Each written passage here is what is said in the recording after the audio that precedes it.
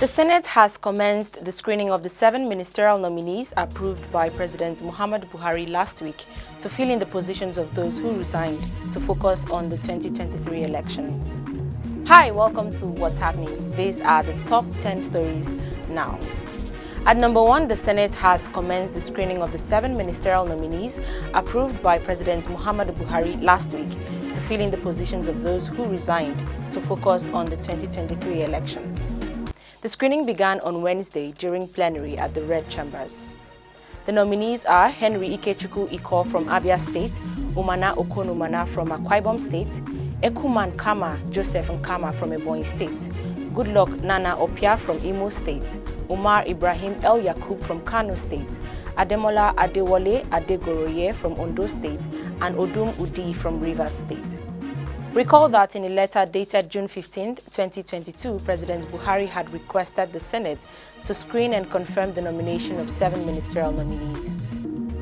At number 2, more than 5 people died, while 9 others sustained injuries when a moving Toyota Hiace bus suddenly caught fire opposite Tabiora Church, Ogere, on the Lagos-Ibadan Expressway. The sector commander of the Federal Road Safety Corps in Ogun State, Ahmed Umar, confirmed the incident on Wednesday. Umar explained that the bus with number plate KAA 601XA caught fire at about 8:38 a.m. while in motion due to a mechanical fault. He said a total of 14 people were involved, 7 male adults, 4 female adults, 1 boy and 2 girls. A total of 9 people were injured, comprising 5 men, 3 women and 1 boy. 5 persons were recorded dead from the accident, comprising of 2 men, 1 woman and 2 girls. Umar further stated that the injured victims were taken to Victory Hospital, Ogere, while the deceased were deposited at FOS Morgue, Ipararemo. At number 3, the Nigerian Senate has finally reacted to the arrest and remand of former Deputy Senate President Ike Ekweremadu and his wife, Beatrice, in the UK over alleged organ harvesting. The Senate resolved to send a delegation of its Committee on Foreign Affairs to London to see the couple. The delegation will leave for the UK in 2 days. The resolutions were disclosed by the Senate President Ahmed Lawan at the end of a closed-door session on Wednesday. The Senate President also mandated its Committee on Foreign Affairs to engage with the British High Commission to find more details on the case as far as the Commission is involved. Lawan assured the family of Ekweremadu that more will be done as a delegation will be sent to see the couple. At number 4, Vice President Yemi Osinbajo presided over the weekly meeting of the Federal Executive Council on Wednesday at the Presidential Villa, Abuja. Osinbajo presided over the meeting in the absence of President Muhammadu Buhari, who is away on a state visit to Portugal.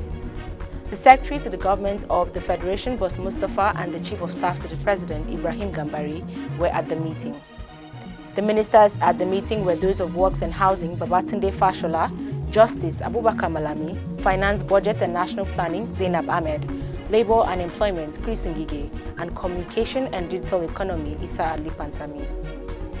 Others were those of Agriculture and Rural Development, Mohammed Abubakar, Environment, Mohammed Abdullahi, and Health, Osage Ehanire. Minister of State for Budget and National Planning, Clem Agba, and Minister of State for Health, Adeleke Mamora, were also at the meeting. At number 5, the Federal Capital Territory Police Command arraigned Amira Safian before the Magistrate Court Abuja on Wednesday over false alarm of her kidnap alongside others in Abuja. The command's spokesperson Josephine Ade earlier stated that Amira would be charged with giving false information to mislead public servants. During the court session, James Idachaba, the lead lawyer who cited Section Part 454, Section 2 of the Administration of Criminal Justice Act, urged the court to ensure the defendant is subjected to probation, which should be monitored by a senior police officer to get a psychological evaluation. The Chief Magistrate, after listening to the 2 lawyers, conditionally discharged the accused based on her medical report. He stated that the accused must be on 12 months probation, which will be monitored by the Deputy Commissioner of Police, Hawa Ibrahim, who provided a surety. Recall that Amira, an Abuja-based lady, in a tweet on June 14th, claimed that gunmen disguised as police officers abducted her alongside 16 other victims in different parts of Abuja. At number 6, the Nigerian Army has denied that its personnel were planning to protest over poor working conditions and unpaid emoluments, among others. In a statement on Wednesday, the Director, Army Public Relations, Brigadier General Umar Ibrahim described the assertions as unsubstantiated and a failed attempt at institutional blackmail. He accused those behind the claims of trying to cause disaffection among personnel of the service. Onyema added that in addition to welfare packages introduced by the current leadership of the Nigerian Army, salaries and other allowances of personnel were paid as and when due. At number 7, Ogun State Governor Dapo Abiodun invited the organized labor in the state to a meeting on Wednesday to resolve the issues that led to the indefinite strike by the state workers. Workers in the state began an indefinite strike on Tuesday, following the expiration of the 7-day ultimatum issued on June 21st, asking the state government to address some welfare-related issues. The labor leaders had in a letter accused the state government of non-remittance of 21 months of salary deductions, 8 years of unpaid statutory leave allowances, and breach of the State Pension Reform Law 2006, amended 2013, in the implementation of the Contributory Pension Scheme. Disclosing details of the scheduled meeting, the State's Commissioner for Information and Strategy, Abdul Wahid Odushile, said the meeting is expected to discuss all the grievances raised by the workers for embarking on the indefinite strike. At number 8, bandits invaded Sabon-Gero community in the Millennium City, Kaduna State on Tuesday night, killing a civilian Joint Task Force commander.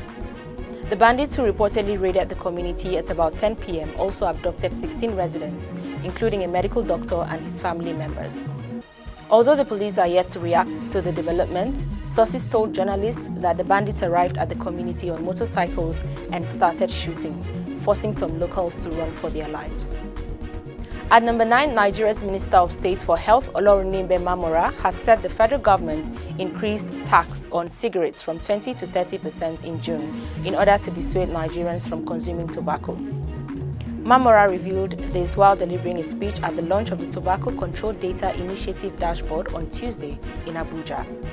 The event was organized by the Federal Ministry of Health in partnership with the Development Gateway, a digital and data for development initiative.